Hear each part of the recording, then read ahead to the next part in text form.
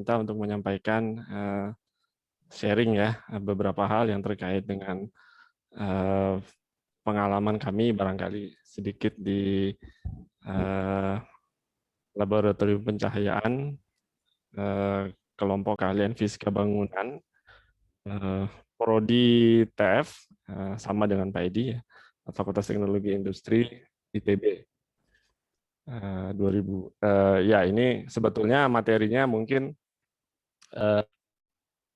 pernah disampaikan juga ya dalam beberapa kesempatan, tapi ini ada beberapa hal yang mungkin bisa ditambah untuk memperkaya ya beberapa hal yang dapat di-share kepada Ibu Bapak sekalian.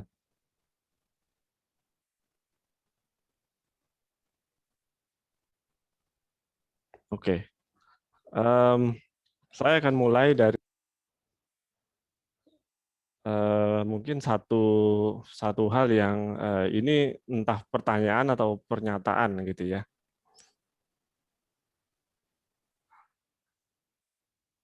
Suara saya kok ini ya? Pak Edi, suara saya feedback nggak ya? Bagus Pak, bagus. Feedback di saya ya? Bagus ya? Feedbacknya di saya kenapa ya? Ada Ya. dua device kalian dekatan gitu, sama-sama on. Enggak tuh, saya cuma ini aja kok.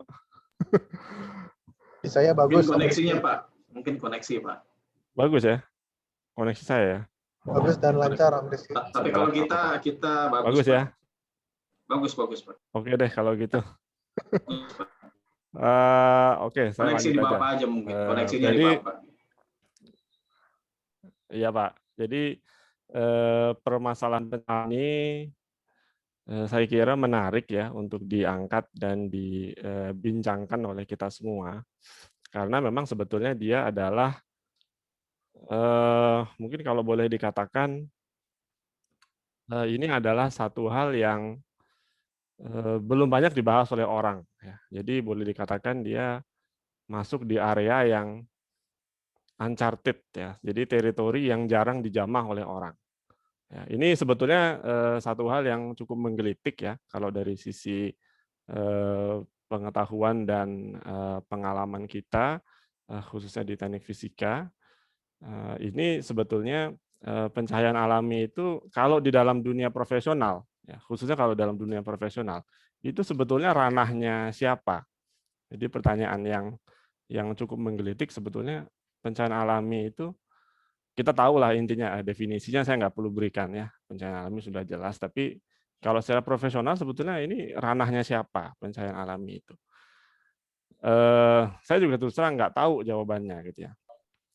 Kalau kita mencoba membuat daftar gitu ya beberapa profesi yang mungkin ada kaitannya, misalnya kalau pencahayaan alami, kalau bicara pencahayaan kita bicara desainer, misalnya desainer pencahayaan begitu, seperti Pak Kasfi dan rekan-rekan misalnya gitu ya.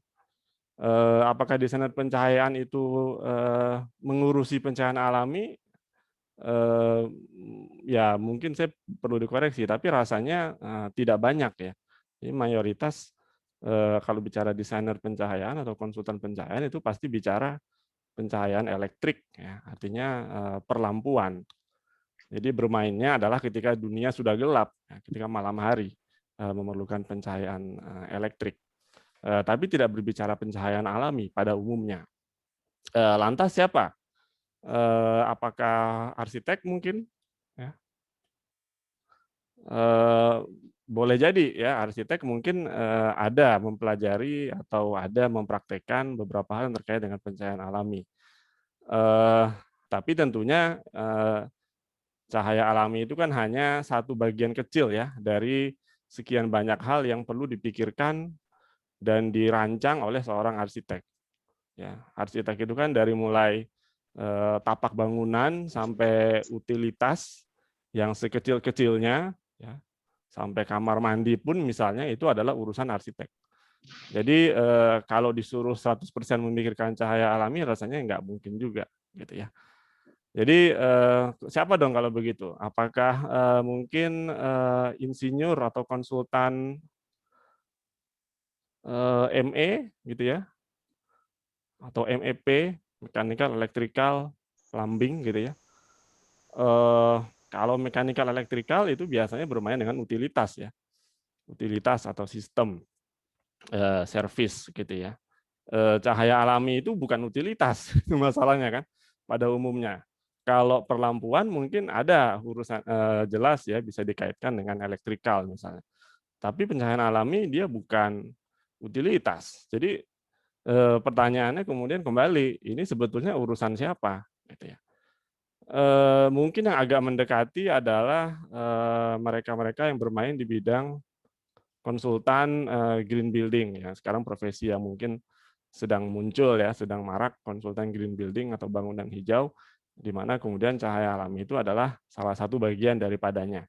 Tapi ini juga sebetulnya bisa beririsan dengan arsitek dan konsultan MEP atau apapun ya, asalkan mereka sudah mengambil sertifikasi yang relevan.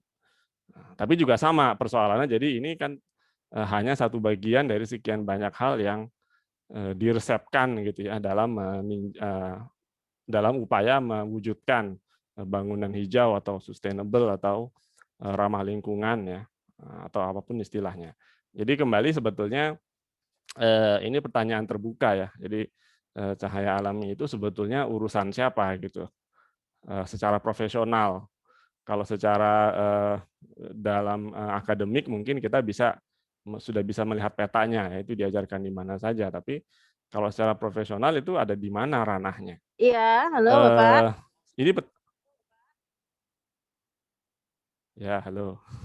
Nah ini pertanyaan terbuka ya, yang sebetulnya kalau kita lihat sejarahnya, sejarah berkembangnya aplikasi ya dari konsep fisika bangunan secara umum ya, tidak hanya pencahayaan di dalam suatu lingkungan binaan, itu memang sebetulnya berkembang bukan dari profesi ini, bukan desainer, bukan arsitek, bukan konsultan, tapi malah pertama kali itu diangkat ke permukaan oleh seorang perawat ya. Florence Nightingale ini kan kita mengenal dia sebagai seorang perawat yang bekerja di rumah sakit zaman dulu ya, abad ke-19 bahkan ya, di Eropa sana, yang bentuknya adalah seperti ini kan. Jadi seperti bangsal-bangsal ya, zal-zal gitu ya, di mana pasien itu dibaringkan begitu dalam ruangan besar, kemudian Nightingale ini mengamati kan. Jadi kalau kira-kira ada seorang pasien yang luka-luka karena peperangan atau apa, dirawat di sana, nah kira-kira dia mencatat ya. Jadi Nightingale ini mencatat suatu tindakan yang sangat akademis gitu ya sifatnya, mengamati dan mencatat bahwa ternyata orang-orang pasien ini ya sebetulnya mereka memerlukan apa ya supaya mereka bisa cepat sembuh. Jadi ternyata yang diperlukan oleh para pasien di ruangan rumah sakit seperti ini itu adalah yang pertama ruang yang terbuka ya, jadi sebisa mungkin mendapatkan udara segar. Kemudian yang kedua adalah cahaya. Jadi cahaya dan malah bukan hanya cahaya tapi cahaya langsung, cahaya matahari. Ya, jadi semakin banyak udara segar dan cahaya matahari yang masuk ke dalam ruang, maka pasien ini kecenderungannya akan lebih cepat sembuh, lebih cepat sehat. Nah ini diamati sekali lagi bukan oleh insinyur atau arsitek atau desainer, tapi oleh seorang perawat. Jadi memang sebetulnya ini bisa siapapun ya yang berkecimpung, yang tertarik pada bidang ini, mereka bisa saja mengamati, kemudian mengusulkan bagaimana kemudian suatu ruang gitu ya, dalam hal ini rumah sakit perlu didesain atau dirancang dengan memperhatikan aspek-aspek yang sekarang kita kenal dengan aspek-aspek fisika bangunan ya, salah satunya adalah pencahayaan. Contoh yang agak lebih baru barangkali kita bisa amati ya, sekedar untuk menunjukkan bahwa memang ada hubungan ya antara cahaya alami khususnya dengan spesifik kita bicara kesehatan ya. Tentunya tidak hanya kesehatan, tapi kalau kita bicara yang sekarang isunya lagi marak, misalnya kesehatan gitu ya, banyak orang sakit. Nah, sekarang kita ingin sehat dengan cahaya alami. Nah, tahun 2012 ini sudah ditunjukkan bahwa kalau ada dalam kasus ya suatu rumah sakit itu kan umumnya memang tipenya adalah berkoridor-koridor panjang ya. Jadi jarang rumah sakit itu dibuat kompak seperti ruang kantor. Tapi sebisa mungkin dibuat koridor panjang. Mengapa? Supaya setiap ruang pasien itu sebisa mungkin mendapatkan akses kepada cahaya alami. Itu sebetulnya sudah diamati ya, salah satunya oleh Nightingale itu kemudian diaplikasikan dalam konsep desain bangunan, khususnya dalam rumah sakit. Nah, kalau kemudian kita amati dari satu kasus bangunan rumah sakit pada dua arah yang berbeda, ya, satu jendela menghadap ke timur, ya, tenggara atau timur, satu lagi ke utara atau barat laut, ya, atau kurang lebih ini utara, ini selatan lah untuk menyederhanakan. Nah, dari banyak hal yang diobservasi ya oleh peneliti ini, mungkin saya simpulkan atau saya tunjukkan yang penting saja. Jadi kalau kita berbicara tentang apa yang disebut sebagai average length of stay, ya, rata-rata tinggal di rumah sakitnya itu berapa hari. Nah, itu kalau dibandingkan antara orientasi ke timur atau ke selatan dan orientasi ke utara, ini kasusnya adalah di bumi utara ya, jadi di atas khatulistiwa, di utara khatulistiwa ya, jadi bukan di khatulistiwa tapi di utara, sehingga dominan matahari itu dari selatan. Kalau kita di atas khatulistiwa maka matahari cenderung ada di sisi khatulistiwa kan, jadi ada di selatan, sehingga memang secara tahunan gitu ya kalau dihitung sisi selatan ini memang lebih banyak terpapar matahari ya, secara langsung.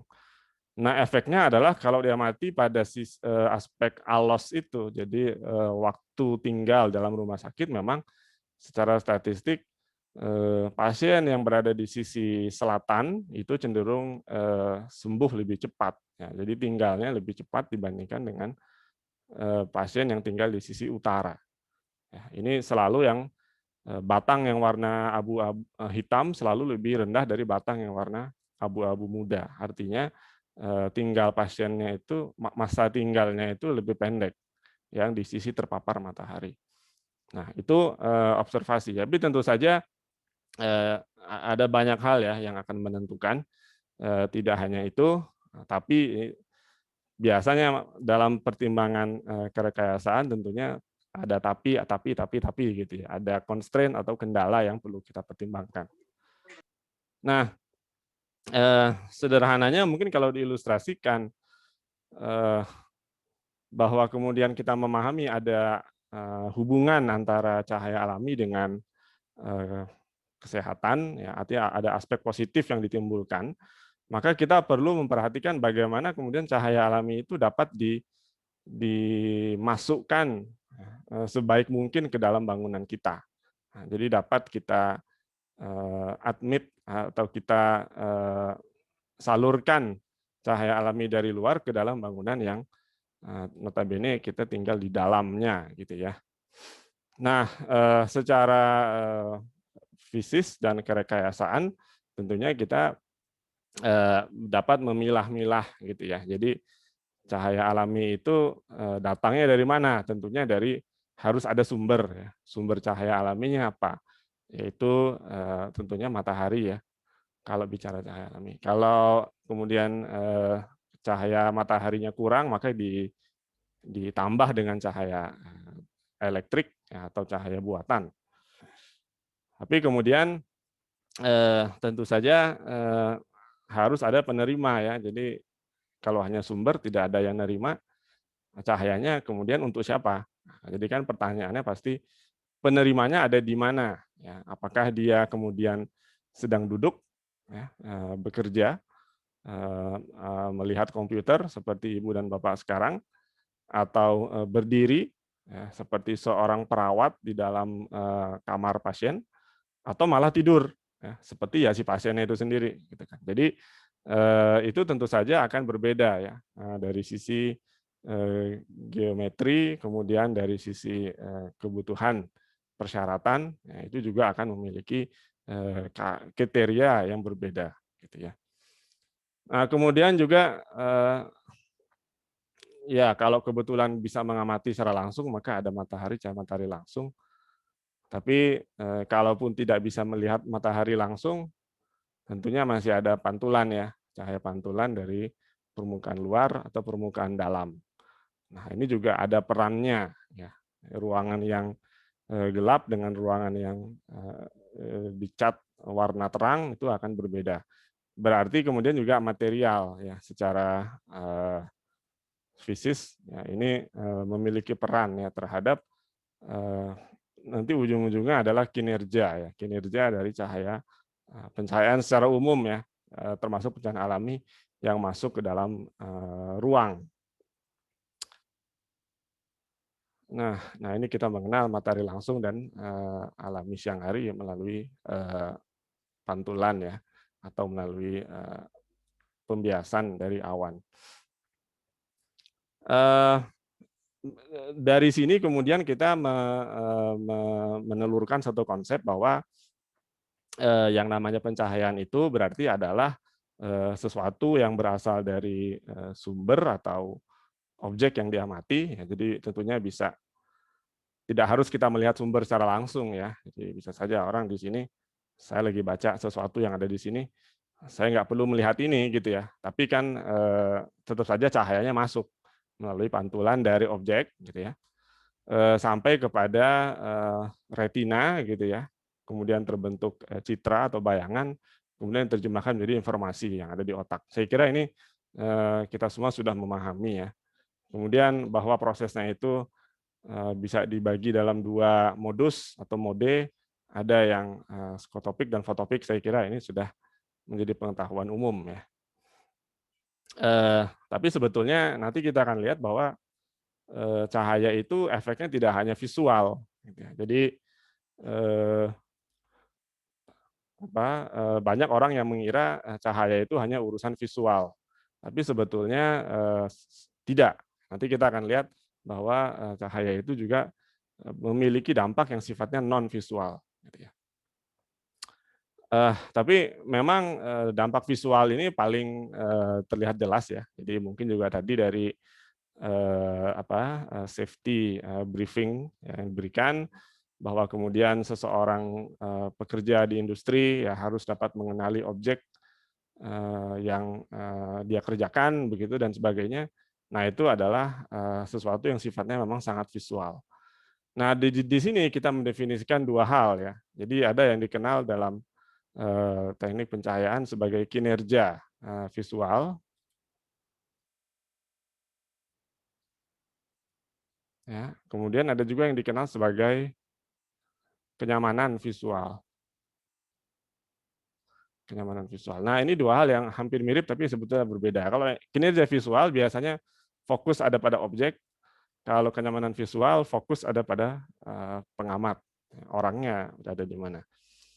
Nah, biasanya kalau kita kemudian membaca standar, misalnya seperti yang tadi disampaikan di safety briefing, standar itu menyatakan bahwa seperti ini kan, kalau pencahayaannya dilakukan di daerah yang minim pergerakan atau daerah seperti tempat parkir, daerah sirkulasi gitu ya, itu maka diperlukan tingkat pencahayaan atau iluminasi sekian-sekian.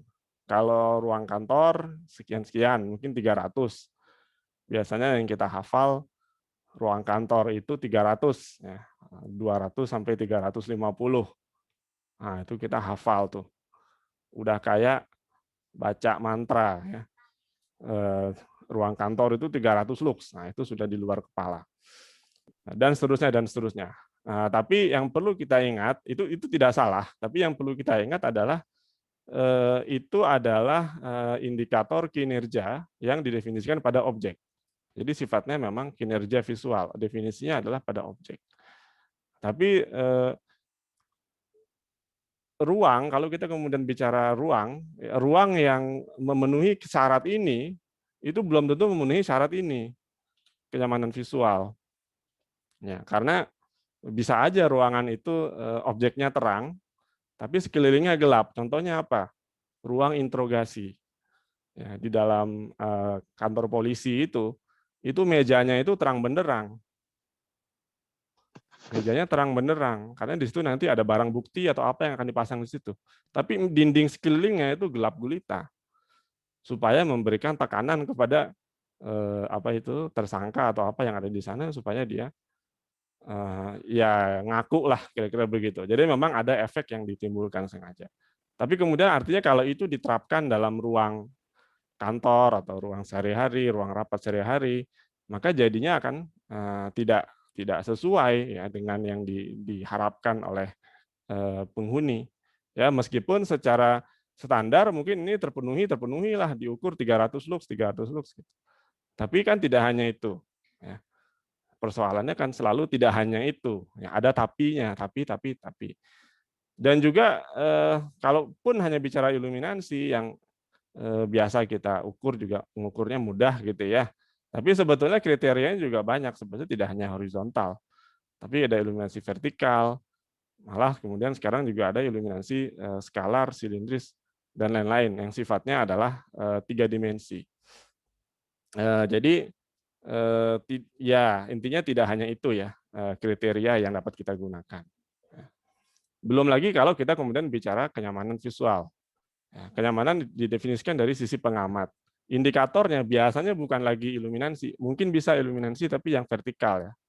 Tapi pada umumnya indikatornya yang lebih tepat adalah luminansi. Nah, luminansi itu kan bukan ukuran cahaya yang diterima objek, tapi ukuran cahaya yang masuk ke mata kita. Jadi bukan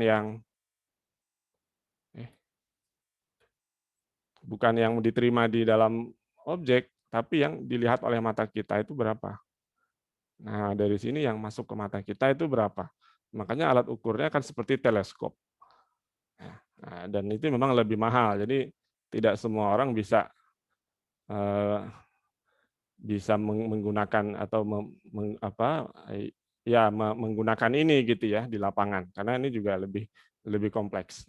Tapi sebetulnya indikator dan kriterianya ini ada di DSNI ini udah ada ini. Berapa nilai luminansi yang disarankan dan seterusnya. Ini ada, tapi memang ya itu tadi karena constraint dalam kepraktisan, jadi biasanya ini jarang digunakan. Padahal sebetulnya ini penting karena dari sinilah kita kemudian dapat menentukan indikator-indikator yang lebih kuat ya dalam menyatakan kenyamanan visual seperti kontras, silau dan seterusnya. Ya, jadi banyak hal yang sebetulnya secara tersirat sudah diamanahkan ya, pada standar, tapi satu dan lain hal kita belum mewujudkannya secara penuh di lapangan.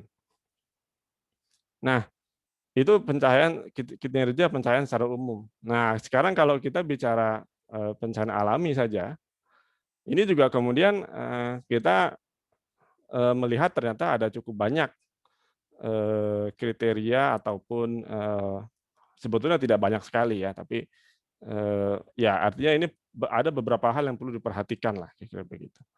Ini kemudian kalau kita mengambil misalnya landasannya adalah LEED ya, untuk atau dari US Green Building Council. Kita punya juga sebetulnya GBCI, Green Building Council Indonesia. Tapi tidak 100% sama indikatornya, dan malah ada beberapa hal yang sebetulnya cukup membingungkan ya dari GBCI untuk kemudian diterapkan.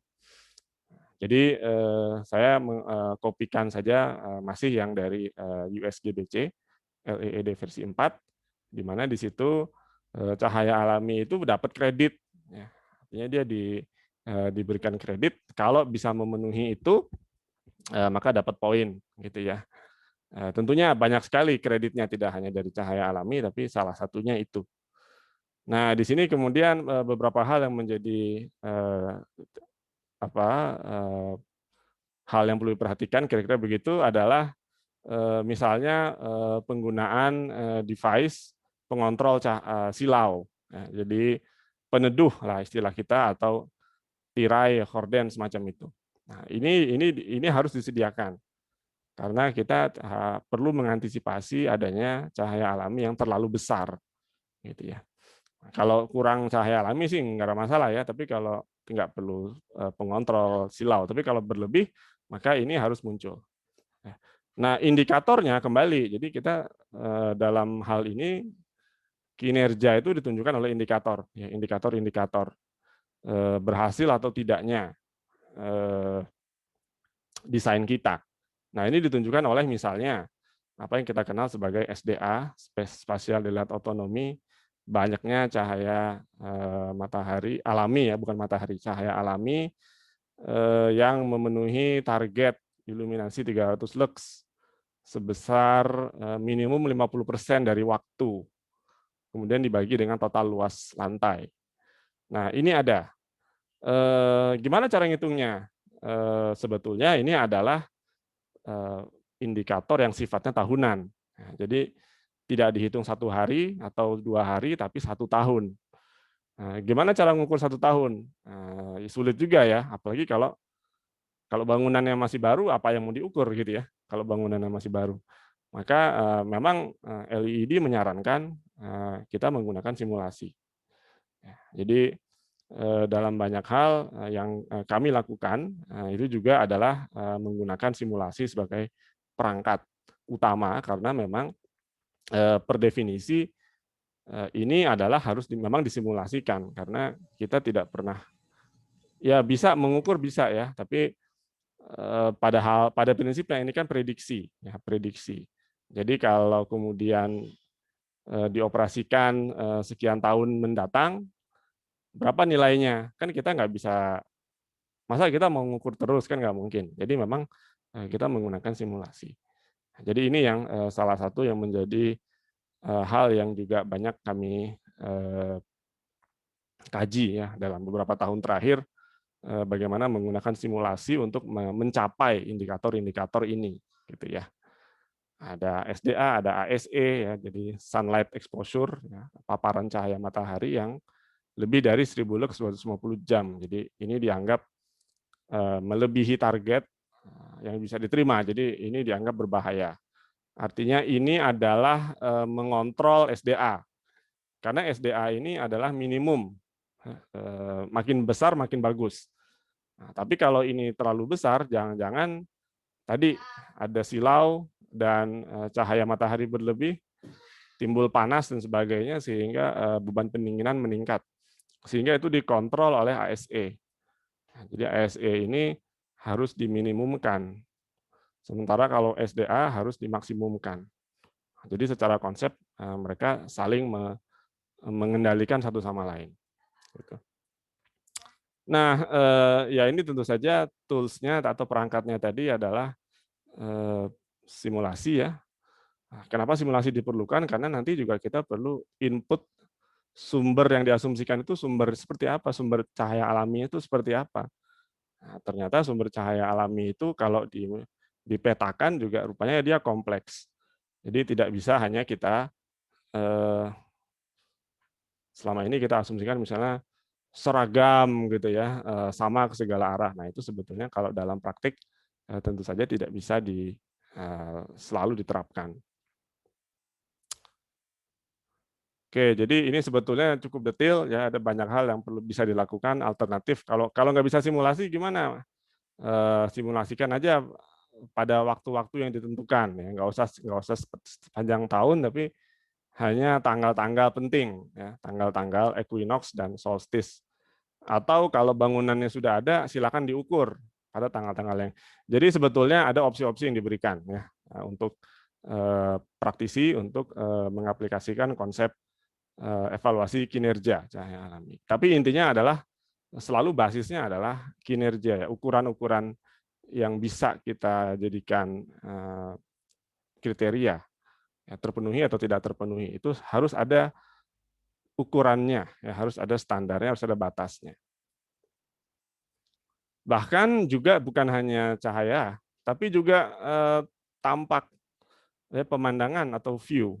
Itu juga ternyata dalam LED versi 4 itu diatur juga. Jadi pandangan keluar jendela misalnya seperti ini, itu diberikan poin maksimum. Ada hijau-hijau, ya kan? Kemudian cukup jauh, jadi tidak terlalu dekat dengan tetangganya. Ada langit, ya kan? Ada beberapa layer dari tampak atau pemandangan itu diberikan poin maksimum. Nah, kalau seperti ini masih oke, ya. Meskipun tidak ada langit, tapi karena hijau masih diberikan poin. Seperti ini juga karena ada 2 layer, ada bangunan, ada pohon. Nah, ini masih diberikan poin. Tapi kalau kayak gini, ini nggak ada poin. Nah, misalnya seperti itu, karena ini hanya satu layer, satu lapisan, hanya bangunan saja. Udah gitu jaraknya dekat banget lagi. Nah, jadi ternyata itu juga ada ukurannya. Jadi tidak hanya ditentukan secara subjektif, tapi juga diresmikan dalam ya regulasi atau rekomendasi, ya. Nah, ini sifatnya memang masih rekomendasi, ya, tidak mengikat, tapi itu ada gitu, ya.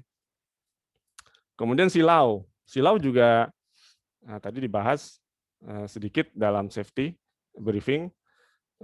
Silau dari cahaya alami ini juga unik karena cahaya alami kan sifatnya selalu bergerak, ya, berpindah dari satu posisi ke posisi yang lain, posisi relatif matahari, sehingga nilainya tidak sama satu sama lain, gitu ya, atau dari waktu ke waktu, sehingga untuk itu kita perlu menggunakan simulasi lagi, gitu ya, simulasi dari indeks silau yang kita pilih. Nah, dalam hal ini yang berkembang sejak 2006 itu adalah apa yang dikenal sebagai DGP, yang dikembangkan oleh Jan Vinod dan Jens Christophersen, satu dari Jerman, satu dari Denmark. Nah, ini sudah tervalidasi, ya, dengan pengukuran dan respon secara subjektif, jadi korelasinya cukup baik antara pengukuran fisis dan respon subjektif, sehingga dapat digunakan atau diasumsikan dapat digunakan untuk kasus cahaya alami dengan kriteria sebagai berikut. Nah, ini cukup lama sampai kemudian baru dia disebut-sebut dalam standar. Terakhir itu sudah disebut dalam, saya lupa nomornya, standar Uni Eropa yang baru tahun 2018 atau 2019, ya, itu tentang cahaya alami. Nah, itu ada standar yang akhirnya kemudian mengikutkan indeks DGP ke dalam standar tersebut. Jadi kalau suatu indeks atau indikator itu sudah disebut dalam standar, jadi statusnya itu sudah dianggap recognize, sudah dianggap sangat sudah mapan, indikatornya dianggap sudah mapan. Jadi DGP sudah disebut dalam standar Uni Eropa tentang cahaya alami, saya lupa nomornya, tapi tahunnya 2018. Ya, ini sudah disebut. Jadi dia sudah masuk ke dalam kategori matriks atau indeks yang recognize, establish lah begitu. Jadi dianggap sudah mapan. Nah, itu satu bagian cerita tentang efek visual. Nah, tapi tadi kan saya bilang ada juga efek cahaya itu sifatnya non visual. Nah, ini yang menarik. Ini juga sebetulnya bukan baru, ya, tapi sudah hampir 20 tahun yang lalu, sudah awal tahun 2000-an, ya, di mana ditemukan adanya fotoreseptor, ya, yang ketiga, karena bertanggung jawab atau ternyata dia bertanggung jawab terhadap siklus sirkadian. Nah, ini mungkin juga kita pernah mendengar suaranya, Pak, bahwa jam internal tubuh kita itu memiliki waktu yang sifatnya siklik, kan mengakibatkan orang itu merasa mengantuk ya, pada malam hari. Kalau dia turun, maka orang itu beraktivitas. Kira-kira seperti itu.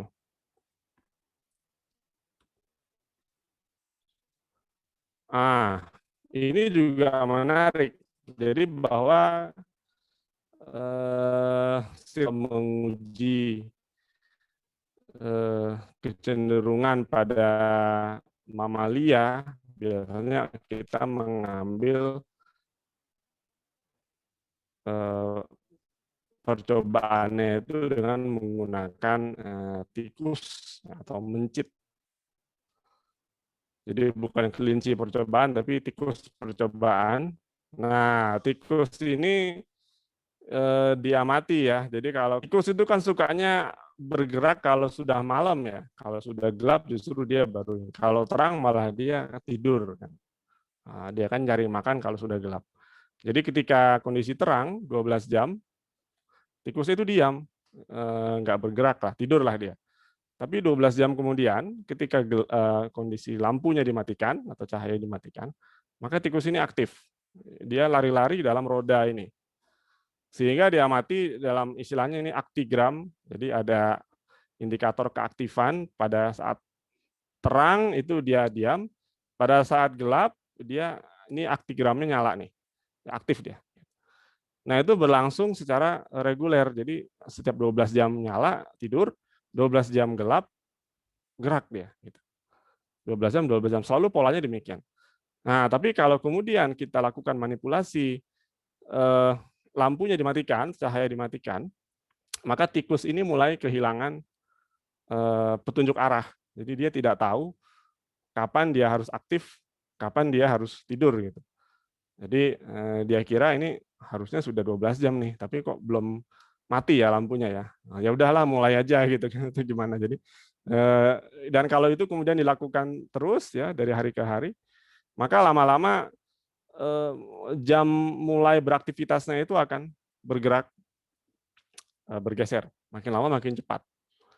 Ya. Nah inilah sebetulnya antara lain yang kemudian kita amati kalau kita terbang naik pesawat pada jarak yang cukup jauh, kita mengalami fenomena jet lag, ya, karena terbang. Jadi kita kehilangan pedoman jam biologis. Jadi kita nggak tahu ini malam, ya kita tahu ini sudah malam tapi rasanya belum ngantuk, atau sebaliknya ini siang hari tapi udah ngantuk. Nah itu antara lain adalah karena ini. Sehingga salah satu terapinya memang adalah dengan memberikan terapi cahaya ya, pada jumlah yang cukup sehingga bisa menggeser kembali siklus ya, ritme aktivitasnya menuju ke yang seharusnya. Gitu. Jadi cahaya dapat menggeser ritme sirkadian kalau perlu gitu ya. Sehingga kemudian dibuatlah modelnya. Nah, model dari respon sirkadian itu seperti apa? Kalau tadi kan kita kenal siklus mana V lambda ya, V lambda kalau cahaya sel kerucut gitu ya diberikan cahaya.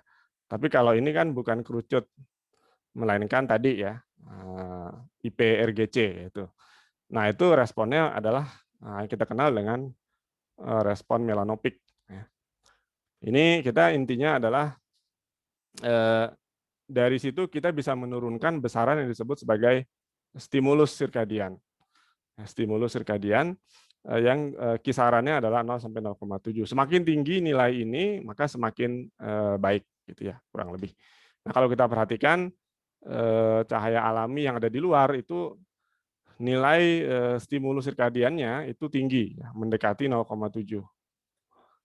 Yang paling tinggi. Semakin gelap malam hari maka semakin turun nilainya.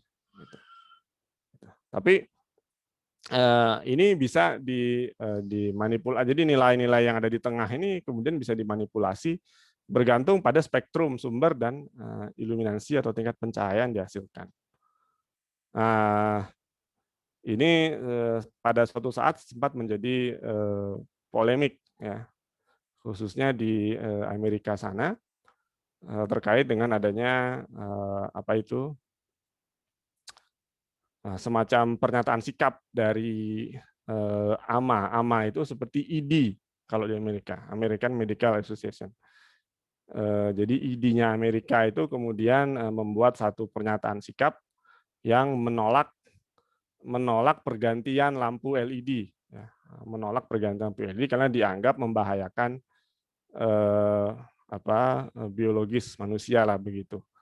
Tapi kemudian beberapa saat kemudian IES, Illuminating Engineering Society,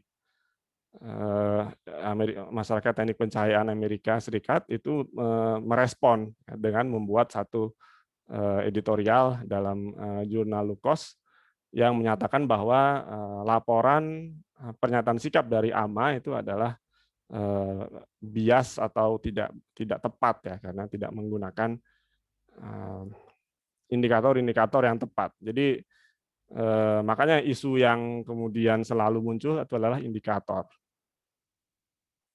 Karena kita mau menyatakan sesuatu itu bagus atau jelek, kalau secara engineering kita nggak bisa nggak menggunakan indikator, ya harus kita gunakan indikator. Kita tidak bisa hanya bilang, wah LED itu begini, LED itu begitu misalnya gitu ya. Lebih bagus yang warna kuning, karena warna putih itu silau. Nah, ada yang berpendapat seperti itu, ya termasuk ID-nya Amerika ini. Nah, sehingga dirasakan perlu ya untuk membuat respon seperti ini.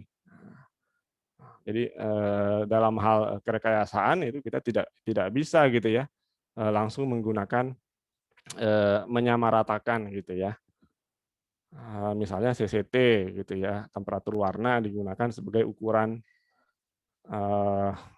potensi kerusakan fotobiologis dan seterusnya. Nah, itu tidak betul. Jadi mungkin bisa dibaca sendiri di jurnal ini. Nah, itu ramai juga lah, jadi berbalas pantun gitu ya dari antara asosiasi profesi yang berbeda. Jadi secara desain sebetulnya yang kita perlukan adalah seperti ini. Jadi kita sederhananya ya kita sesuaikan ya antara tingkat pencahayaan, spektrum, ya. Jadi apakah dia putih atau dia kuning misalnya. Atau putih kebiruan atau putih kekuningan, istilah yang lebih tepat. Nah, dibandingkan dengan tingkat pencahayaan yang muncul. Nah, ini rupanya tidak harus selalu sama. Jadi bisa saja pada pagi hari kita gunakan spektrum cahaya dominan warna putih kebiruan atau putih lah begitu, CCT-nya sekitar 5000 Kelvin. Tapi menjelang sore hari CCT-nya diturunkan, temperatur warnanya turun menjadi lebih rendah sehingga tampilannya menjadi lebih kuning. Nah, ini upaya dalam rangka mempertahankan CS, circadian stimulus tadi, ya, antara lain. Kemudian juga yang sedang berkembang saat ini, dan ini bisa disimulasikan dengan mudah juga, yaitu apa yang disebut sebagai equivalent melanopic lux. Jadi iluminasi lux yang kita kenal sejak lama itu sebetulnya bisa atau akan memiliki dampak yang berbeda, tergantung dari sumbernya apa. Ya. Karena nanti sumber yang berbeda punya spektrum yang berbeda akan menghasilkan efek yang berbeda. Ya, misalnya antara lampu pijar dengan cahaya alami, gitu ya. Nah, itu kan berbeda sekali. Nah, jadi meskipun nilai lux yang terukur adalah sama, tapi efek yang ditimbulkan secara melanopik atau secara non visual itu adalah berbeda. Makanya kita gunakan indikator yang lain, kita sebut EML. Nah, ini juga biasanya diukurnya bukan di horizontal tapi di vertikal. Jadi bukan lagi di bidang kerja, tapi di bidang di mana mata kita berada. Mata kita kan kalau kita duduk atau kita berdiri ya kemungkinan besar mata kita adalah bidangnya vertikal. Jadi ngukurnya itu di sini gitu. Atau di sini. Nggak kebaca. Sini. Bukan di sini. Bukan di meja lagi. Ini standar lama, tapi kalau yang menggunakan respon non visual, indikatornya itu mungkin sudah vertikal gitu. Jadi kriteria desain juga bukan hanya bidang horizontal lagi, tapi adalah sudah menuju ke bidang vertikal. Ya. Dan ini angkanya bisa berbeda, cukup jauh ya. Jadi misalnya 200 lux itu disediakan dari lampu pijar adalah 108 ml. Nah, tapi kalau dari cahaya alami itu bisa 2 kali lipatnya. Nah, jadi tidak sama. Ya, prinsipnya semakin tinggi nilai ini, semakin baik untuk respon biologis atau non visual kita. Oke. Nah, jadi dari sini kemudian banyak hal yang kemudian kita dapat gunakan untuk merancang atau mendesain kondisi pencahayaan dalam ruang dengan lebih baik. Nah, ini satu hal yang juga menarik. Jadi kemudian secara umum pendekatan desain di dalam dunia khususnya ya dunia simulasi bangunan itu memang sudah bergerak dari yang awalnya adalah berbasis preskripsi, berbasis resep, menuju ke basis kinerja. Jadi kalau awalnya kita itu orang seperti naik taksi atau naik taksi online, kemudian kita minta sopirnya itu coba belok kiri, belok kanan, belok kiri, belok kanan. Gitu. Nanti ada lampu merah berhenti, terus lagi dan seterusnya. Dulu itu begitu kan cara kerja kita. Jadi kita menggunakan resep. Seperti bikin kue itu baca resep. Masukkan ini, masukkan itu, masukkan ini, masukkan itu. Dengan harapan nanti suatu saat kita akan sampai ke tujuan, begitu kan? Harapannya begitu. Tapi paradigma ini sudah mulai bergeser. Jadi paradigma preskripsi, ini yang disebut preskripsi.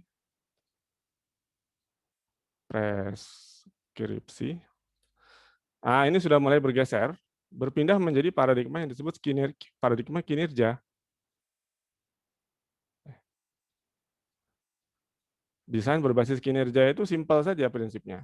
Anda bilang aja Anda mau kemana gitu. Jadi tujuannya apa? Ternyata naik taksi itu tujuannya satu, mau pergi ke bandara, ya kan? Mau pergi ke bandara, ya udah bilang aja mau pergi ke bandara. Nanti biarkanlah si sopir taksi ini yang mencari sendiri jalannya. Terus jadi analoginya gimana? Artinya dalam melakukan desain, sebetulnya kita tidak harus terpaku pada satu metode atau satu kombinasi yang kita anggap optimum. Karena boleh jadi di luar sana ada sekian banyak kombinasi yang sama optimumnya atau malah mungkin lebih optimum.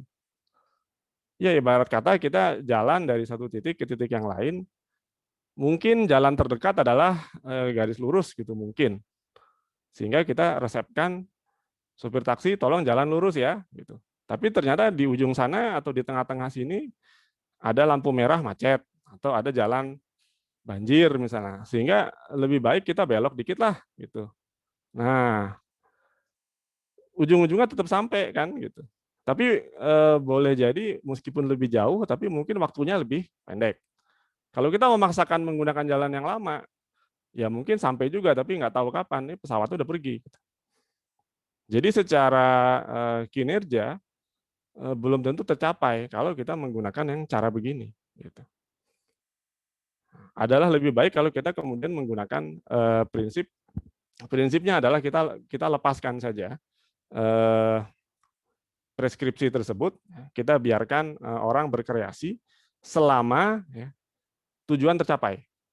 Selama tujuan tercapai, tujuannya apa ya harus didefinisikan, harus sampai ke bandara. Ya, mungkin bisa ditambah lagi dalam waktu sekian kurang dari setengah jam misalnya atau gimana. Jadi itu kan menjadi ukuran-ukuran keberhasilan. Nah itu yang kemudian kita gunakan dalam prinsip desain kerekayasaan, termasuk dalam desain kerekayasaan pada konteks pencahayaan. Gitu. Jadi sama aja gitu prinsipnya, hanya kemudian diterapkan pada kasus pencahayaan. Gitu. Misalnya kalau kita menggunakan pendekatan yang agak konvensional ya, kita menggunakan eksperimen secara fisik. menggunakan maket, ya kan? Itu sebetulnya juga sudah cukup lama dan sudah mulai ditinggalkan ya. Jadi menggunakan maket seperti ini, ya ini terbatas karena kita mungkin hanya bisa memasang berapa sih, ada berapa kombinasi yang bisa kita kita kita observasi, kita amati. Mungkin 5, 6, sampai 10 gitu ya, kombinasi. Tapi kita tidak mungkin bisa melakukan semua kan, karena nanti terbentur dengan biaya dan sebagainya. Sehingga memang trennya, perkembangannya saat ini semua sudah menuju kepada komputasi. Jadi desain yang dilakukan adalah desain berbasis komputasi, karena komputasi memberikan ruang yang jauh lebih banyak. Kombinasi kalau ini 10, ini bisa 10 kali 10 kali 10, 1000 atau 10.000 ya, kalau kita mau gitu ya. Artinya jauh lebih banyak kemungkinan desain yang bisa kita observasi dan eksplorasi. Nah, itulah yang ditawarkan dalam desain berbasis kinerja. Dalam hal ini desain pencahayaan berbasis kinerja. Ya. Jadi prinsipnya sebetulnya hanya menghitung ya. Jadi sebetulnya desain berbasis kinerja itu sebetulnya seperti menghitung, hanya dilakukan dengan kan komputasi itu kan artinya menghitung ya. Jadi memang ya, kita menggunakan bantuan perangkat atau program untuk membantu menghitung fungsi ya, dari suatu masukan gitu ya, atau memprediksi gitu ya. Kalau fungsinya harus seperti ini, maka masukannya harus seperti apa. Nah, jadi inverse. Sebetulnya itu yang dimaksud dengan desain. Jadi hanya membaca grafik aja gitu kan, antara masukan dan fungsi atau keluaran. Gitu. Itu. Jadi secara prinsip, secara filosofi desain kerekayasaan kan itu sebetulnya. Tapi memang ini mungkin belum terlalu banyak diterapkan di kasus pencahayaan. Tapi sebetulnya tersirat paling tidak dari kalau kita membaca standar, kalau kita membaca seperti LED, itu tersirat sebetulnya mereka meminta kita untuk melakukan itu. Ya. Jadi kemudian kata kuncinya ya dalam desain pencahayaan berbasis kinerja itu adalah kita mendapatkan model yang akurat secara fisik. Ya. Jadi akurasi itu penting. Kalau bukan penting banget, penting sekali di sini karena kinerja itu adalah nanti menggunakan ukuran-ukuran yang harus bisa dievaluasi oleh semua orang dengan persepsi yang sama gitu ya. Jadi akurasi itu adalah penting. Kita tidak mencoba membuat gambar-gambar di sini. Kalau ada yang menganggap desain pencahayaan itu adalah membuat gambar, ya itu adalah desain pencahayaan yang basisnya bukan kinerja. Kalau desain pencahayaan yang basisnya kinerja, maka yang dicari bukan gambar, tapi akurasi. Gambar itu bonus saja. Kalau bisa membuat gambar, ditunjukkan kepada klien, kliennya senang, ya itu bonus lah. Tapi intinya yang dikejar adalah ini. Kan LED nggak minta gambar kan, LED nggak minta gambarnya harus menarik ya, harus gimana, nggak ada. Yang diminta adalah kinerjanya berapa, indikatornya capai nggak gitu. Jadi desain pencahayaan ini adalah desain kerekayasaan, bukan desain estetik. Gitu. Ya bahwa estetika itu tidak terpisahkan dari pencahayaan itu sebetulnya bukan hanya pencahayaan ya. Kita bikin mobil juga kalau estetikanya nggak masuk juga nggak akan laku dijual kan. Tapi kan bukan berarti ya artinya itu penting ya, tapi bukan berarti kita melupakan core-nya, intinya. Inti dari desain pencahayaan itu kan ya memenuhi fungsinya ya, fungsi pencahayaan yang dalam hal ini dinyatakan dengan beberapa ukuran-ukuran kinerja. Ya, gitu. Jadi ini sebetulnya yang ingin saya coba sampaikan ya. Jadi bahwa kita menggunakan pendekatan kerekayasaan dalam konteks pencahayaan sekalipun yang seringkali kan dianggapnya estetika saja gitu kan. Yang penting kan bagus dilihat. Tapi sebetulnya bukan begitu. Nah, tidak begitu yang diminta dalam standar dan peraturan. Kita tidak diminta membuat gambar, tapi kita diminta mencapai kinerja, gitu ya. Sehingga kemudian kalau dibuat lagi lebih detail diagram alirnya, khususnya pada kasus pemodelan simulasi ya, komputasi pencahayaan, kita bicara sistem. Jadi ini definisi sistem menurut orang TF ya.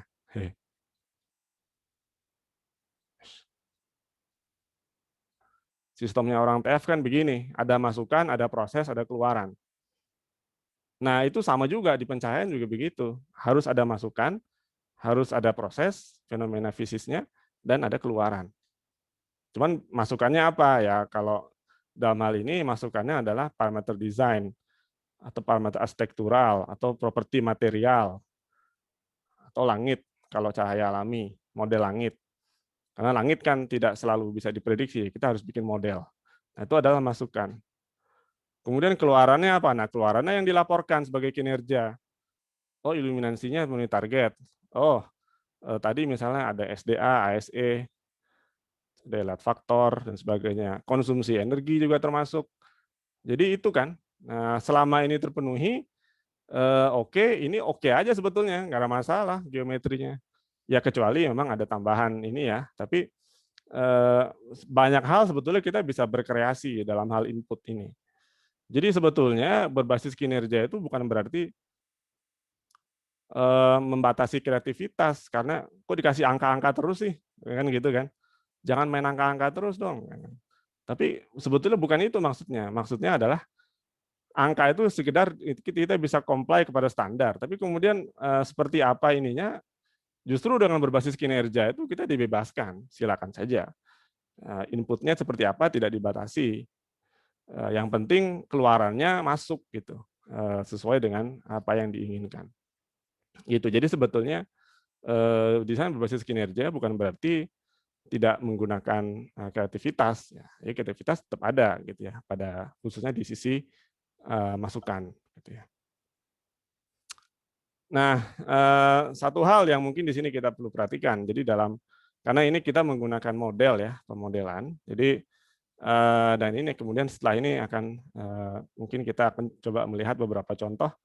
Jadi model itu kemudian tentunya harus teruji ya. Jadi kan tadi kita bicara akurasi, maka akurasi harus lolos uji kan. Nah, ujinya apa kalau model itu? Ujinya adalah dua, yaitu verifikasi dan validasi. Apa bedanya verifikasi validasi? Verifikasi biasanya adalah menggunakan referensi analitik ya, atau teoritis. Jadi sifatnya ini kita bikin persamaannya udah benar belum gitu ya. Kalau nggak usah di MATLAB atau di inilah, di Excel aja kadang-kadang kita nulis rumus kan, wah hasilnya salah ya. Oh ternyata rumusnya ada yang salah. Harusnya dikuadratkan, nih kita nggak dikuadratkan, atau tanda kurungnya lupa misalnya begitu. Nah itu adalah verifikasi. Kita memastikan modelnya sudah ditulis dengan benar. Ya, itu satu hal. Tapi satu hal yang lain adalah validasi. Intinya adalah berbasis kepada keperluan pengguna. Kalau penggunanya memerlukan seperti ini, maka model harus dibikin seperti ini. Ya, kita misalnya bikin rumah untuk kos-kosan sama rumah untuk keluarga yang sudah punya anak kecil misalnya gitu, itu beda. Ya kan? Meskipun rumahnya sama-sama secara konsep, secara struktur udah benar, ya, bikin rumahnya sama-sama benar, tapi belum tentu cocok gitu ya dengan penggunanya. Jadi kalau validasi biasanya kita melihat penggunanya seperti apa atau konteks aplikasinya seperti apa. Gitu. Nah, ada beberapa contoh nih yang ingin saya coba sampaikan, mungkin sekitar 10 menit ya. Yang mudah-mudahan mencakup semua. Jadi dari verifikasi, validasi, kemudian masuk ke pemodelan dan simulasi, dan nanti juga ujung-ujungnya adalah optimisasi. Semuanya ada kaitan dengan cahaya alami. Yang pertama yang ingin saya tunjukkan, dan ini juga mungkin isu yang cukup menarik ya bagi kami sih. ada kaitannya dengan standar juga nih, standar SNI Nasional Indonesia kita tentang cahaya alami. Itu edisi terakhir itu adalah tahun 2001. Jadi tahun ini sudah 2 dekade berulang tahun ke-20 SNI cahaya alami kita. Ya, sementara kalau yang cahaya elektrik atau cahaya buatan atau konservasi pencahayaan itu sudah diperbaharui, tapi yang ini masih bertahan dengan usianya 20 tahun ya. Jadi kalau ini sudah kuliah masuk tingkat 3 ya. Dikit lagi lulus. Nah, belum diganti-ganti juga.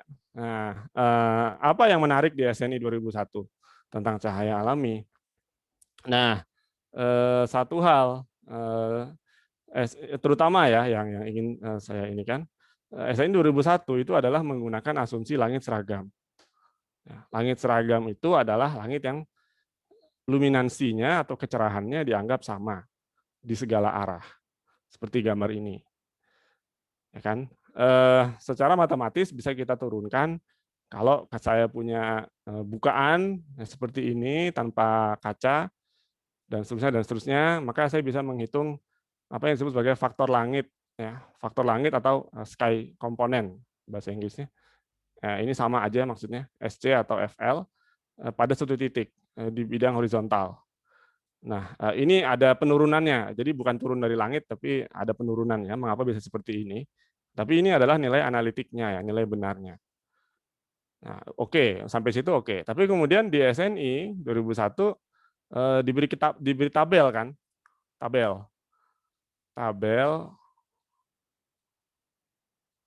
faktor langit. Nah, tabel faktor langit.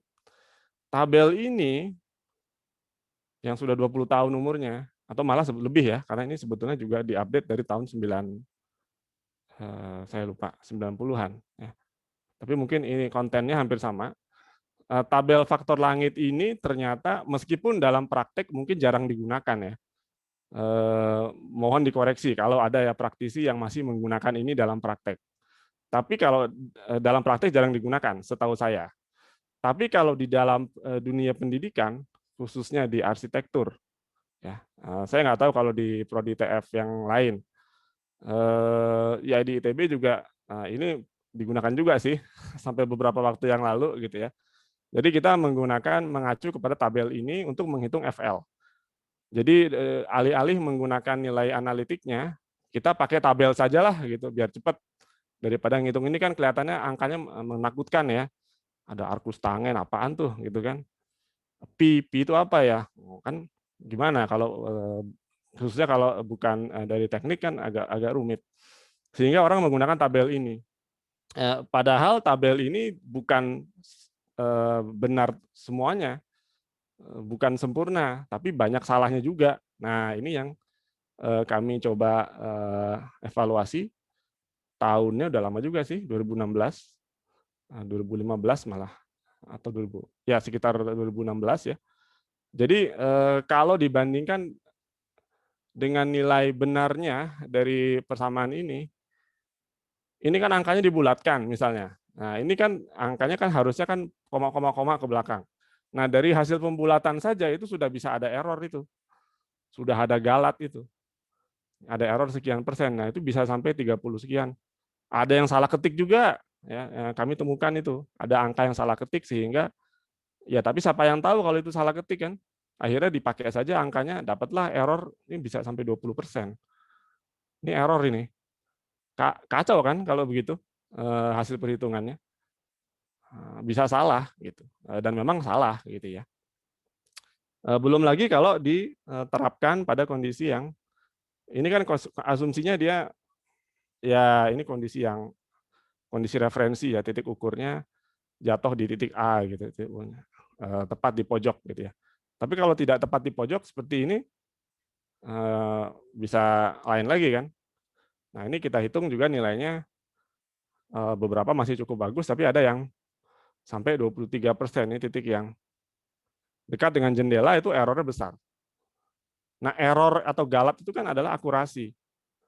Nah, itu adalah yaitu ilmunya teknik fisika memang. Artinya ingin mencari tahu berapa besar kesalahan. Ya, itu selalu ingin tahu mencari kesalahan itu. Jadi memang sukanya mencari-cari kesalahan. Gitu ya. Tapi memang itu sesuatu yang penting. Artinya kita harus tahu ya berapa batasan dari tabel ini seperti apa. Nah itu satu hal. Nah, satu hal yang lain juga adalah dan ini juga mungkin jarang disadari bahwa langit seragam itu tidak sama dengan langit yang diakui oleh CIE sebagai langit berawan. Jadi langit seragam itu yang seperti ini itu sudah nggak berlaku. CIE, Komisi Internasional Pencahayaan, itu tidak pernah lagi mengakui langit seragam. Dalam 15 langit standar yang diakui olehnya. Satu pun tidak ada yang menggunakan model langit seragam. Kenapa kita pakai langit seragam? Karena kita rupanya mengacu kepada standar peraturan bangunan yang ada di negeri Belanda tahun 51. Nah, pada tahun itu memang langit CIE, sebetulnya ini sudah ada sejak 1942 ya. Ini sudah lama juga sih, Moon dan Spencer menemukan tahun 1942. Tapi diadopsi oleh CIE baru tahun 60-an. Lah kita mengambil peraturannya itu, yang diacu oleh SNI adalah peraturan bangunan di Belanda tahun 50 ketika langit CIE belum diakui oleh langit Moon dan Spencer yang ini belum diakui oleh CIE. Sehingga kita masih menggunakan ini. Tapi waktu berjalan terus ya kita masih menggunakan ini juga gitu. Padahal ini udah nggak lagi diakui. Jadi kalau kemudian Ibu atau Bapak mensimulasikan misalnya pakai Dialux lah yang gampang gitu ya. Ambil langit berawan, yang keluar tuh langit yang ini pasti. Langit berawan standar CIE, bukan yang ini. Jadi kalau dibandingkan dengan tabel, sama nggak? Nggak mungkin sama, pasti beda. Gitu. Nah, jadi itu isu soal akurasi kan, soal kesalahan. Nah itu kira-kira, nah itu ranahnya siapa, gitu ya? Yang memikirkan itu siapa? Ya mungkin kalau di praktisi mungkin nggak ada waktu untuk memikirkan itu. Makanya ya itu salah satu kajian yang pernah kami lakukan adalah ke sana. Juga sekarang sedang dikerjakan yaitu membandingkan kesalahan dengan antara dua ini, langit seragam dan langit berawan. Jadi kalau yang ini masih terhadap langit seragam, jadi hanya terhadap nilai benarnya. Tapi sekarang antara dua langit yang berbeda ini kalau dibandingkan nanti errornya seperti apa. Nah itu sedang kami kerjakan juga. Inginnya nanti bisa diusulkan ke rekan-rekan di PU ya, pekerjaan umum, ya, sebagai yang tuan rumah dari standar SNI ini. Mudah-mudahan ada yang mendengarkan ini dan sekaligus menjadi masukan. Nah ini masih banyak lagi sebetulnya. Misalnya kalau kemudian kita bicara langit berawan standar CIE, itu seperti apa modelnya? Nah, sebetulnya bisa kita lihat secara fisik. Ya, tadi ada contoh model fisik dengan langit buatan, ya istilahnya. Nah kalau kita ukur nilai luminansi, ini luminansinya ya. Luminansi terhadap zenit, luminansi relatif. Luminansi itu tidak pernah konstan. Kalau elevasinya nambah, gitu ya, maka luminansi itu akan naik, luminansi langit itu akan naik, sehingga maksimum adalah ketika di atas, seperti ini. Sementara kalau langit seragam, kan dia seragam, berarti dia maunya begini. Nah ini nggak mungkin, nggak pernah tercapai. Kita bikin seperti ini aja, nggak bisa dapat luminansi yang seragam. Artinya memang langit seragam itu tidak ada gitu dalam kenyataan. Itu adalah konsep ideal, super ideal, tapi tidak mungkin ditemui.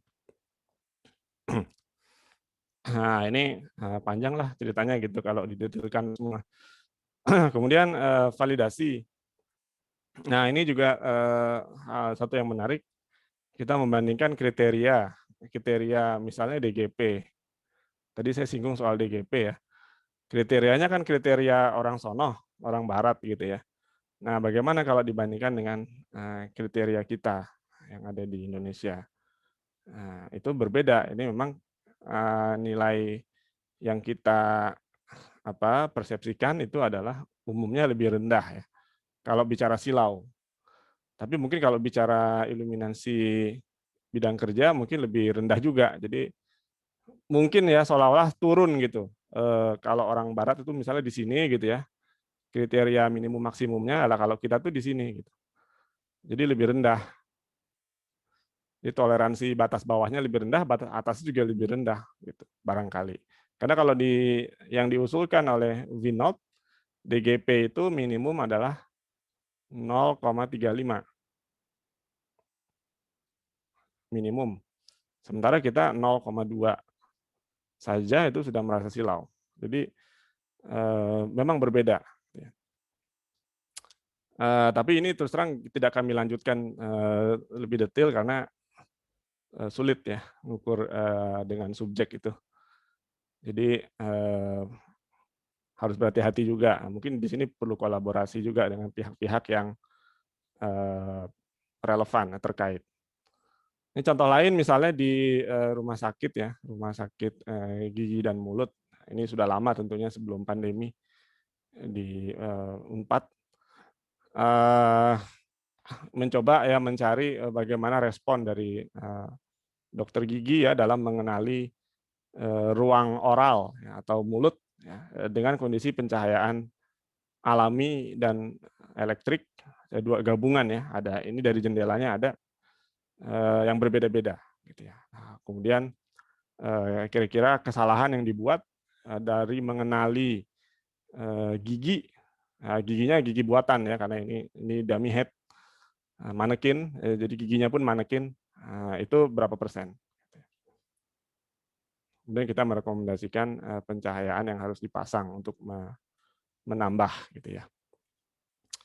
Kemudian dari sisi desain bangunannya juga kita melakukan ya beberapa hal yang terkait. Nah, ini sudah masuk ke pemodelan. Ini ruang yang sama. Nah, ini kita usulkan menambah light shelf ya, rak cahaya di sisi luar atau di sisi dalam. Rak cahaya di sisi luar atau di sisi dalam, berapa panjangnya, berapa kemiringannya. Nah, itu kan pertanyaan-pertanyaan kerekayasaan yang muncul. Apa kita langsung pasang begitu aja? Nah, kita nggak bisa, harus kita cari nilai optimumnya dulu gitu. Nah, jadi di sini kita menggunakan platform Rhinoceros dan Grasshopper ya dan Octopus untuk mengoptimumkan. Kemudian nanti keluarlah rekomendasi berapa parameter-parameter yang pas gitu ya, untuk menghasilkan kinerjanya. Baik lagi kinerjanya adalah SDA, SE gitu kan. Yang tadi lagi. Jadi kita munculkan terus sehingga ruangan yang tadinya agak gelap menjadi lebih terang gitu ya, kurang lebih. Nah, ini banyak contoh yang lain, misalnya ini di gedung pemerintah, salah satu gedung pemerintah di Kota Bandung. Kalau ini kebanyakan matahari ya, kebanyakan cahaya alami. Jadi ininya merah semua. Perlu dikurangi dengan memasang peneduh kerai horizontal atau vertikal. Nah, ini kita evaluasi beberapa kemungkinan yang dapat dilakukan.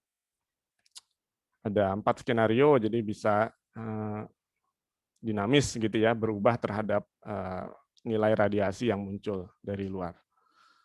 Nah, seperti itu.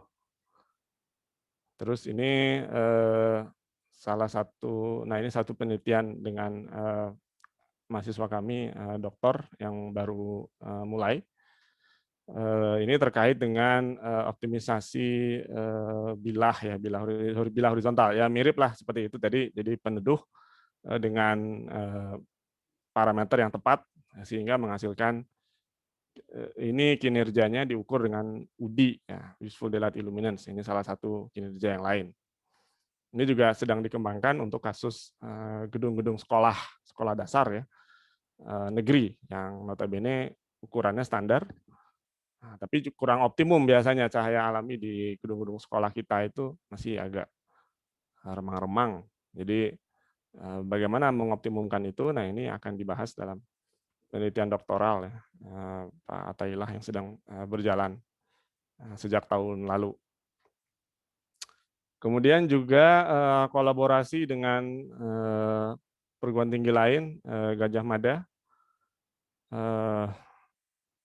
dari TF juga ini, TF Teknik Fisika Universitas Gajah Mada, dengan Bu Sentagi Ini kebetulan proyeknya adalah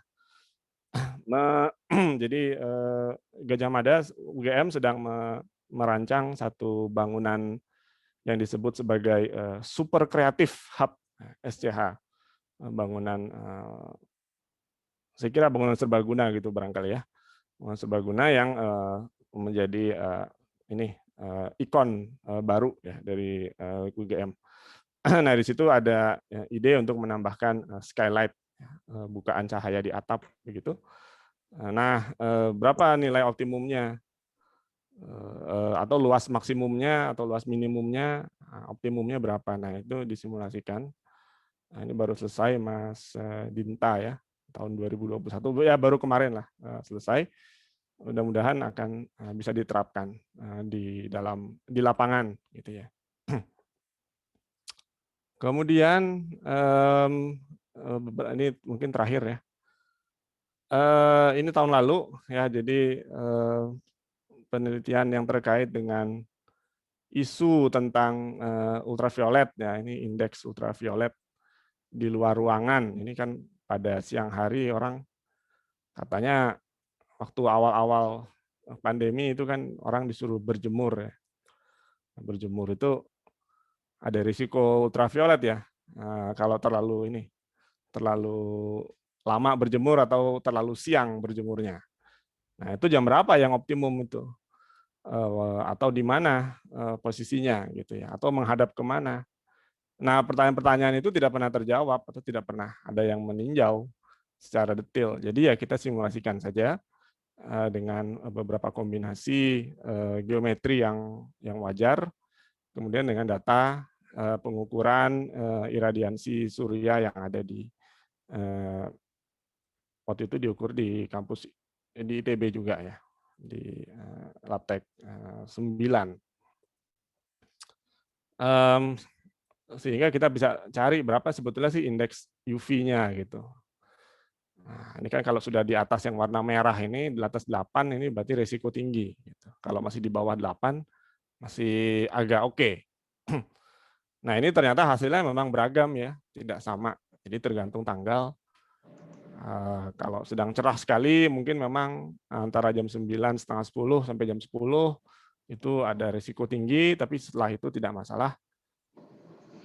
Kalau menghadap ke orientasi yang tidak ini juga mungkin tidak terlalu bermasalah gitu ya. Nah, kalau kondisi mendung itu juga tidak masalah gitu. Jadi sebetulnya UV itu tidak selalu menjadi risiko, tergantung dari tanggal dan orientasinya. Nah, seperti itu. Jadi saya kira itu ya beberapa ilustrasi, sebetulnya masih banyak, tapi mungkin waktu tidak mengizinkan. Tapi intinya adalah yang ingin coba saya sampaikan di sini, isu-isu terkait bencana alami itu sebetulnya dapat dijelaskan atau dapat atau perlu dirancang gitu ya, dicoba diaplikasikan dalam desain dengan berbasis kinerja. Jadi kinerja itu ujung-ujungnya intinya kan adalah menambah ya kegunaan dari bangunan dan menambah juga kesejahteraan kesehatan dari penghuni. Jadi efeknya adalah efek-efek positif sebetulnya ya, meskipun nanti tentu saja ya dibatasi lagi dengan angka-angka ya, tapi angka-angka itu sekali lagi bukan pembatas kreativitas ya. Angka-angka itu hanya untuk lulus atau tidak lulus lah kira-kira begitu. Kalau nggak ada angkanya kan nggak bisa menginikan, nggak bisa membandingkan. Tapi sebetulnya ruang kreativitas masih banyak ya, karena misalnya ada hal-hal yang perlu diperhatikan kan.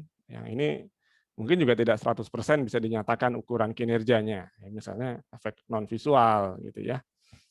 Nah, kemudian isu terkait verifikasi, validasi tadi sudah dijelaskan. Apakah model kita bisa diterapkan dalam setiap aplikasinya. Kemudian pemodelan simulasi optimisasi, ini adalah perangkat utama yang kita gunakan saat ini untuk bisa mencapai kinerja. Ya, sekali lagi, basis kita adalah kinerja, bukan yang lain-lain. terakhir ya, menjawab pertanyaan yang di awal sekali. Jadi cahaya alami itu miliknya siapa?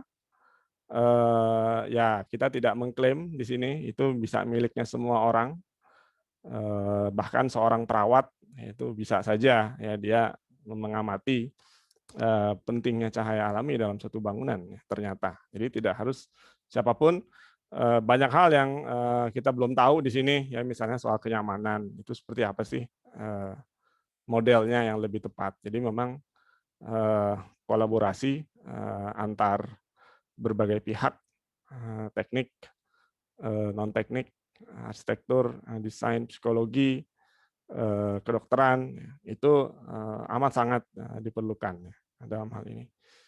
Khususnya dalam bidang multidisiplin ya, pencahayaan itu selalu multidisiplin. Jadi memang dia perlu masukan dari banyak pihak. Oke, itu saja saya kira beberapa hal yang bisa saya sampaikan terkait dengan rekayasa pencahayaan alami untuk menunjang kinerja bangunan. Terima kasih atas perhatiannya. Saya kembalikan ke Pak Edi. Terima kasih, Pak. Baik, terima kasih Pak Rizky presentasinya yang luar biasa banyak sekali. Oke, Panjang, Pak. kita lanjutkan dengan diskusi ya, ini ya tanya jawab ini ya, kita baca aja nih pertanyaan dari chat ya. Ini pertama komentar, mungkin ini komentar penting juga nih dari Pak Adi Rohadi. Kalau kami di industri ada departemen Lean Industry yang bertugas menjadikan kegiatan manufacture safe dan memenuhi standar 1000 lux. Ini dikembangkan dan dibebankan kepada divisi continuous improvement. Ini komentar saja. Berikutnya ini dari Pak Albert Gibson ya. Izin bertanya Pak, rumus DGP tervalidasi dengan pengukuran atau hanya di pengukuran atau bagaimana ini? Ini gimana nih Pak, yang tentang validasi rumus DGP ini? Oke. DGP itu tervalidasi Pak oleh pengukuran. Jadi sebetulnya bukan indeks DGP-nya sendiri, tapi parameter-parameter penyusun DGP-nya itu yang divalidasi.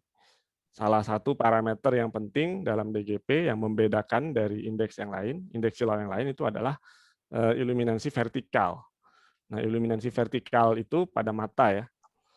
Nah, itu korelasinya tinggi dengan respon dari subjek atau narcoba, sehingga dari situ kemudian disusun model seperti yang disampaikan tadi ya, yang tervalidasi. Tapi ada detailnya pengukurannya di artikel yang diterbitkan oleh Winold dan Christopherson. Ya, ini masih Pak Albert Gibson lagi ya. Pengukuran itu kan umumnya pakai alat, padahal DGP itu tervalidasi oleh pengukuran. Padahal alat ukur itu kan tools yang dimasukkan rumus untuk menghitung. Mohon penjelasannya. Ya, DGP biasanya tidak diukur secara langsung, Pak. Jadi tadi di slide ada beberapa tampilan foto yang dengan exposure yang berbeda-beda ya. Ada foto yang sama tapi dengan exposure level yang berbeda-beda. Jadi agak gelap kemudian jadi terang gitu ya. Nah, itu adalah teknik yang digunakan untuk menghitung indeks silau. Namanya adalah High Dynamic Range HDR. Pencitraan HDR. Dari situ kemudian dikonversi menjadi luminance mapping, peta luminansi. Nah, kalau sudah jadi luminansi, nanti dihitung nilai luminansi rata-rata, latar belakang, per pixelnya. Nah, kemudian dari situ kemudian diolah menjadi DGP. Jadi ada post processing-nya biasanya. Jadi memang belum ada yang namanya seperti DGP meter gitu ya, langsung keluar DGP-nya. Setahu saya belum ada. Kalaupun ada mungkin masih skala lab ya, jadi skala. Tapi kalau yang beredar untuk umum rasanya memang belum. Jadi jawaban simpel, gimana kalau mau ukur di industri secara langsung? paling simpel mungkin lebih mudah kita ukur iluminasi vertikal, Pak. Karena dari iluminasi vertikal itu bisa dikorelasikan dengan DGP. DGPS sebetulnya, simplified DGP. Nah, ada model linearnya dari iluminasi vertikal dengan DGP. Itu paling mudah saya kira daripada harus menggunakan HDR atau karena itu perlu kamera ya, perlu kamera SLR. Tapi ya kalau mau sih bisa juga ya kita ini kan kita coba gitu ya. Kalau perlu nanti bisa kontak-kontak Pak. Seperti misalnya di jalan umum juga itu digunakan ya menggunakan HDR karena itu bisa jauh lebih cepat daripada ngukurnya manual. Karena dia langsung dapat surface permukaan. Gitu. Seperti kita ngitung heat map surface temperatur gitu ya. Tapi ini adalah untuk luminansi. Gitu, prinsipnya. Jadi prinsipnya bisa tapi perlu post processing. Baik, berikutnya dari Pak Fahri Ramadan. Selamat sore Pak, mau bertanya apakah lumen dari LED lebih sedikit perih di mata dibandingkan lampu pijar? Apakah penyebabnya? Wah, ini lagi. Nah, itu yang seperti di AMA versus IESNA itu. Jadi ya ini relatif ya, saya kira persoalan perih tidak perih, silau tidak silau. Salah satunya memang terkait dengan spektrum.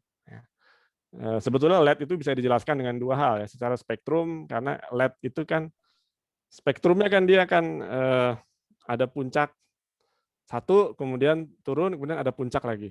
Kalau yang LED yang fosfor dari fosfor converted itu sekarang modelnya begitu biasanya. Jadi LED biru satu ya puncak satu, kemudian ditambah fosfor yttrium biasanya ditambah fosfor di panjang gelombang tinggi untuk mengcover warna kemerahannya. Jadi dia dua puncak. Nah karena dia ada dua puncak maka energinya jadi ekstrim ya terbagi di daerah tersebut. Bandingkan dengan lampu pijar yang kontinu kan spektrumnya gini aja lurus gitu. Nah, jadi dia tidak ekstrim sehingga energinya lebih terbagi rata. Karena kalau energinya tidak terbagi rata, maka kemungkinan bisa menimbulkan silau. Satu. Nah, yang kedua dari segi spasial atau ruang LED itu juga cenderung lebih sempit ya, sebarannya. Diagram intensitasnya lebih sempit. Bandingkan dengan lampu pijar yang cenderung merata ke segala arah. Nah, itu juga mengakibatkan silau. Karena energi yang besar dikumpulkan di area tertentu saja, itu jadi silau. Sederhananya begitu, Pak Edi. Oke, berikutnya dari Pak Palwijaya nih. Apakah seharusnya arsitek dilibatkan pada saat desain bangunan, termasuk desain interior untuk menjamin kualitas pencahayaan yang baik di dalam gedung? Seperti kemarin dalam webinar akustik. Ya, saya kira arsitek memang selalu terlibat ya Pak ya. Jadi justru pertanyaannya yang selain arsitek terlibat nggak gitu?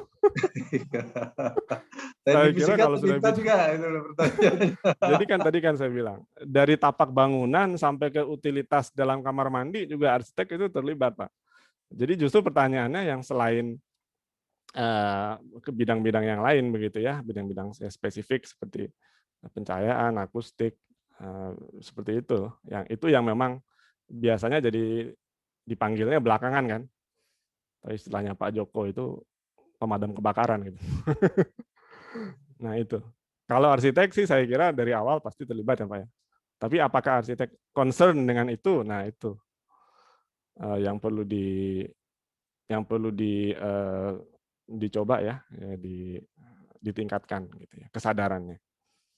Begitu Pak kira-kira.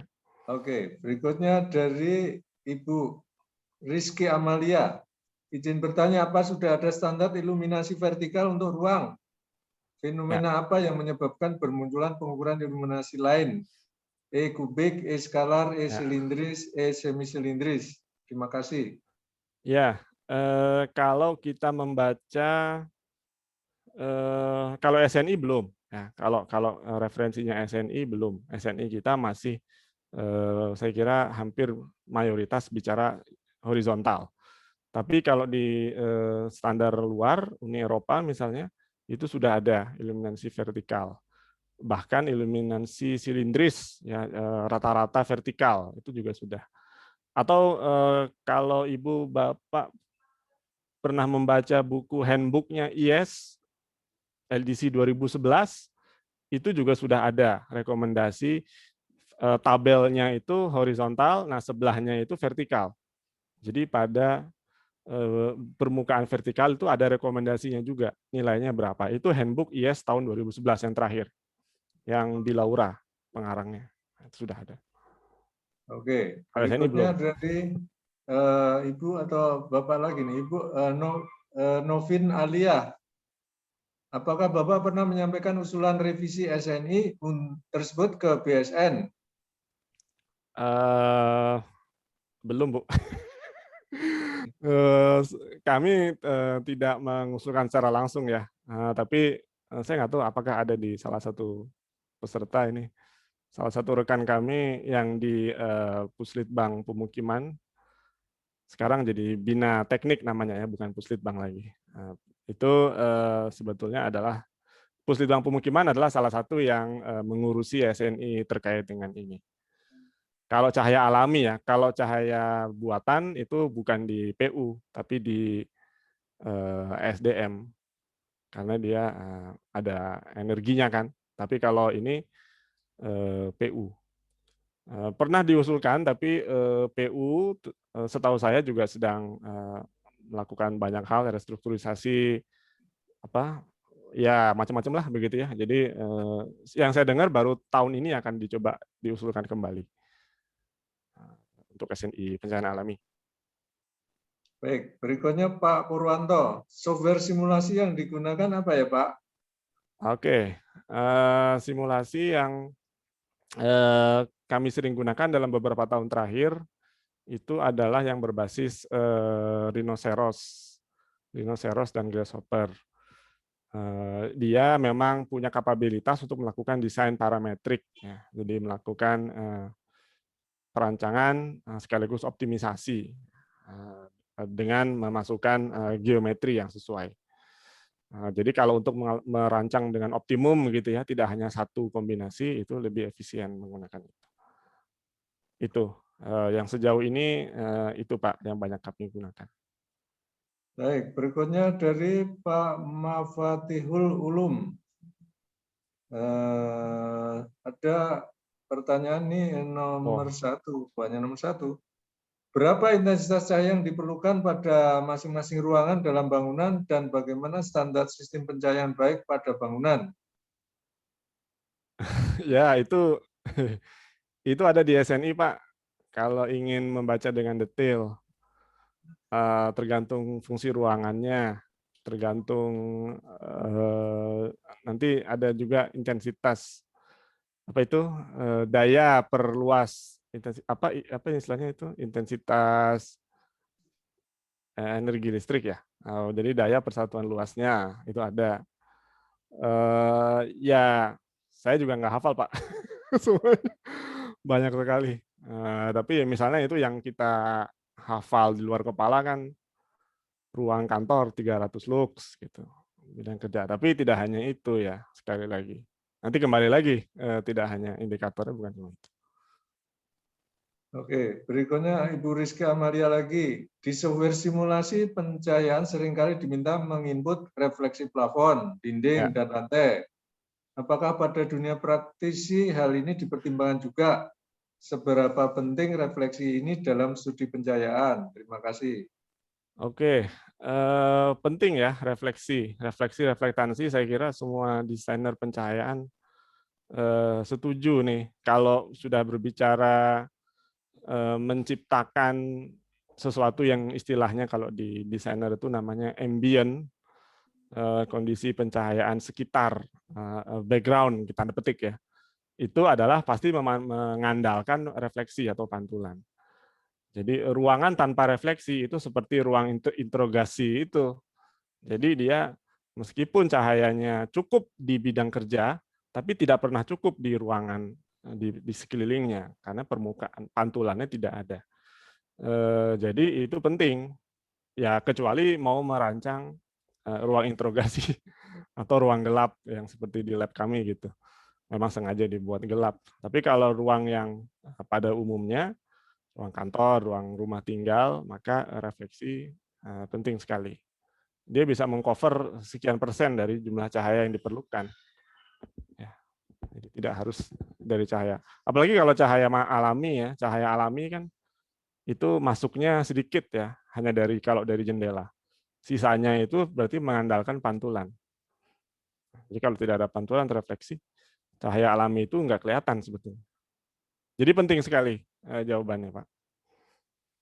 Oke, lanjut lagi dari Ibu atau Bapak ini, Ibu Wasiska Iyati. Selamat sore, izin bertanya Pak Rizky, bagaimana tips melakukan pengukuran lapangan untuk pencahayaan alami? Alat ukur, waktu, kondisi pencahayaan alami outdoor, dan sebagainya. Dan mengkondisikan pemodelan simulasi pencahayaan agar hasil validasi dengan software simulasi digital memenuhi. Terima kasih. Oke Pak, biasanya yang kami lakukan untuk memvalidasi kondisi lapangan dengan model simulasi itu adalah dengan membandingkan nilai daylight factor atau faktor cahaya alami, FPASH kalau istilah di SNI, atau daylight factor kalau di bahasa Inggrisnya. Karena daylight factor itu adalah ukuran sebetulnya proporsi cahaya di dalam dan di luar pada kondisi berawan. Berawannya berawan standar ya. Artinya tidak ada matahari langsung begitu, hanya bergantung pada geometri dari titik ukur dan bukaan dan pantulan-pantulan dari sekitarnya. Nah, jadi biasanya kami bandingkan itu. Karena kalau menggunakan indikator seperti SDA atau ASE agak susah kita membandingkan dengan data lapangan karena itu data tahunan bukan data harian, jadi ngukurnya susah. Nah, supaya tidak terlalu tergantung pada waktu, kita menggunakan daylight factor. Meskipun nanti yang dihitung dalam desainnya bukan daylight factor lagi gitu ya, tapi sebagai acuan validasi khususnya refleksi tadi ya, refleksi dalam ruang. Biasanya kami menggunakan perbandingan dengan daylight factor. Itu Pak. Baik, dari Pak Dasrianto, tanya Pak, dari segi keilmuan, manakah yang lebih dominan terhadap pencahayaan baik indoor maupun outdoor dalam disiplin ilmu? Mana yang lebih dominan? Manakah yang lebih dominan terhadap pencahayaan baik indoor maupun outdoor dalam disiplin ilmu? Maksudnya gimana ya? Saya kurang paham. Tapi intinya kalau dari segi probabilitas gitu ya, orang itu lebih banyak di indoor daripada di outdoor. Kalau di masyarakat modern atau masyarakat barat lah mungkin ya. Saya nggak tahu kalau di Indonesia mungkin proporsinya mungkin tidak se ekstrim itu. Tapi kalau di masyarakat barat memang itu hampir 80-90% kan aktivitasnya di dalam ruang karena luar ruangannya ekstrim kan, sehingga lebih penting mana kalau boleh dibilang ya yang di indoor. Tapi kalau orang kita mungkin lebih suka nongkrong di luar dan sebagainya gitu. Sehingga kalau mungkin proporsinya tidak gimana nih? Itu ilmu pencahayaan tuh ilmunya siapa aja yang belajar, Pak? Kalau ilmu tentang pencahayaan tuh siapa yang belajar tentang itu? Mungkin maksudnya ada teknik fisika atau prodi lain gitu ya. Ini dari keilmuan tuh mana yang dominan masalah ruang scope of work mungkin gitu ya. Jadi kalau ketemu ada ini indoor lighting atau outdoor lighting, sebenarnya ini scope of work disiplin mana gitu. Mungkin prinsipnya mungkin, sebetulnya sama saja Pak Edi. Prinsipnya sama antara indoor dan outdoor. Hanya bedanya kalau di outdoor mungkin refleksinya itu minim ya. Pantulannya itu minim karena kan maksudnya outdoor pada malam hari ya khususnya ya. Jadi minim pantulan. Tapi ada kami juga pernah mengerjakan pekerjaan untuk outdoor Malah juga untuk industri ya, untuk AMDAL, untuk polusi cahaya. Itu ya teknik fisika juga. Selain teknik fisika, mana lagi yang biasa ada layanan tentang pencahayaan? Kalau di interior ya tentunya interior, pendesain interior gitu Pak, atau Oh, arsitektur. interior, ya. Ya, itu Umumnya. mungkin pertanyaannya bukan indoor outdoornya, tetapi ini ilmu mana yang Ya, dominan? Ilmu tapi interiornya, ya ilmu teknik fisika. teknik elektro juga bisa kalau misalnya Ya, pencahayaan makanya jalan. itu. Ya. Teknik industri juga bisa.